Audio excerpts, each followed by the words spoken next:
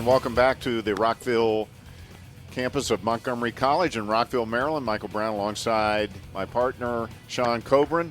We are ready for the top half of the third inning. And, Sean, let's take a little closer look at the career of Germantown head coach Dan Rasher.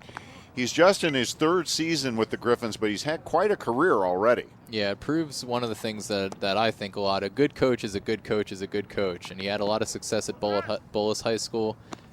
Had his chance at Germantown here in his third season now. Back-to-back NJCAA Division III Region 20 Coach of the Year the last 2 years. And he led the Griffins to back-to-back Junior College World Series appearances.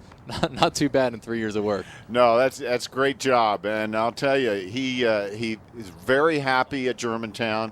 The players seem to love him. I know the athletic director out there, Jack Curling, is very happy with him. So I think they've got a good marriage out there between Dan Rasher and the Germantown Griffins. All right, we're in the bottom of the second inning now. Sean Plouffe leading off for Rockville against Doug Story.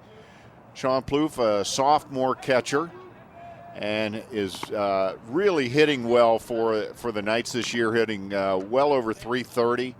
I believe he's second on the team in hits. Guy who's up there in doubles and in stolen bases, another speedy catcher between these two teams. Gets on base a lot, has a good eye, and the count is even at 1.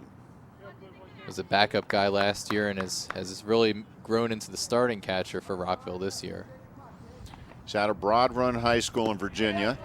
Now when you and I talked to him, he said, he wasn't familiar with the rivalry between Germantown and Rockville before he came here. But he said it only took one game for him to realize the intensity of this thing. Yeah, now he's fully into it. And that's on the corner. He didn't like the call. You can see him shaking his head there a little bit as Story caught the corner, evening the count at 2. It's interesting. There are a couple guys on Rockville that hail from Virginia, and Coach Schaefer went down and recruited them from there. They actually, both guys from Virginia, said they came up here to play for Coach Schaefer. Well, he's had some success recruiting some players down there. Over the last few years, he's had 1 or 2, maybe 3 a team that have been from Virginia. So he has some connections down there. And these guys are coming up here and getting a chance to play in a great program and in a great facility. We're going to talk more about it. There's Plouffe. He puts it into the gap between Kessiker and Voigt, and he's going to second easily. He's going to try for third. Here comes the throw. Here comes the slide, and he's in there.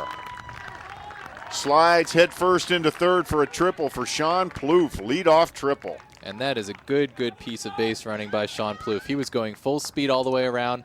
Before he rounded second, he was committing to getting that triple, and that's what it takes to leg out a triple.